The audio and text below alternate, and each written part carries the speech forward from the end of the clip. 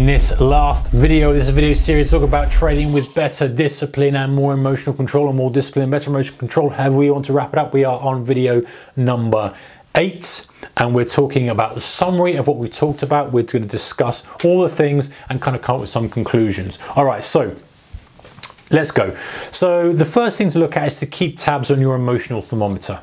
This is really the whole thing that we talked about in the last few videos, and we talked about different emotions that can catch you. The whole point that we're trying to do is we're trying to keep tabs on that emotional thermometer. We're trying to recognize when we're feeling the fear, when we're feeling despair, when we're feeling the frustration, when we're feeling the anger, and then doing something about it before it affects our decisions. Like I say in every video, we're not trying to stifle the emotions. We're just trying to make sure that they don't affect us negatively. They don't affect our decision-making process. So learn this skill and it will increase your P&L. If you learn to monitor and constantly assess your emotional thermometer, it'll allow you to stop trading when things aren't looking so good, press when things are okay, and that will definitely increase your P&L because you won't kind of redline, you won't feel super frustrated and do massive damage to your account. You'll recognize the emotions, you recognize the physical cues, the mental cues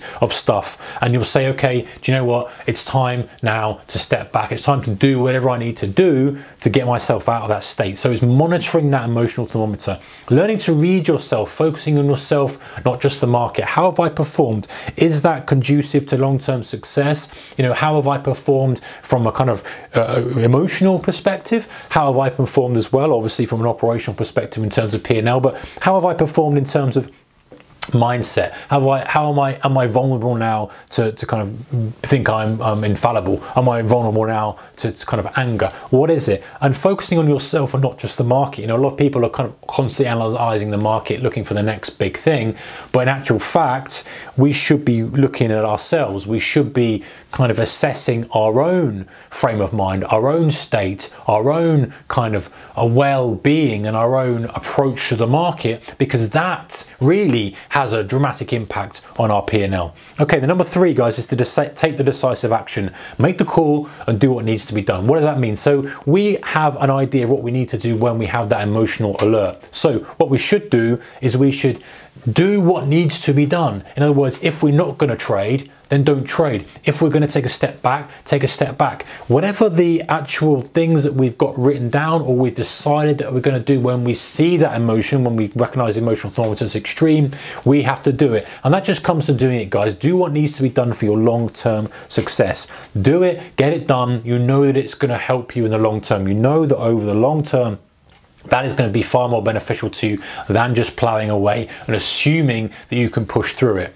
Okay, number 5, understanding you're not going to always be on top form. Listen, no one could be on top form all the time, guys. This is just the way it is. You can't always be performing at the level you want. You're always going to be experiencing these emotional swings, which is why we are saying again, we're not stifling the emotions. We're not trying to make ourselves into robots or change us who we are. We're trying to say, okay, recognizing there are some times when we don't want those emotions to affect our decisions. So recognizing when we're experiencing those emotions and then dialing them back. That's the whole key thing of it, guys. That's the whole point of this and why we're doing it. So understanding that you're not always going to be on top form. You're not always going to be in trading with pure emotional control. You're going to experience these highs, you're going to experience these lows, and nobody's perfect, but you don't need to be. This is the point. You don't need to be. As long as you are adept and a very skillful at analyzing your emotions and assessing when they can become damaging,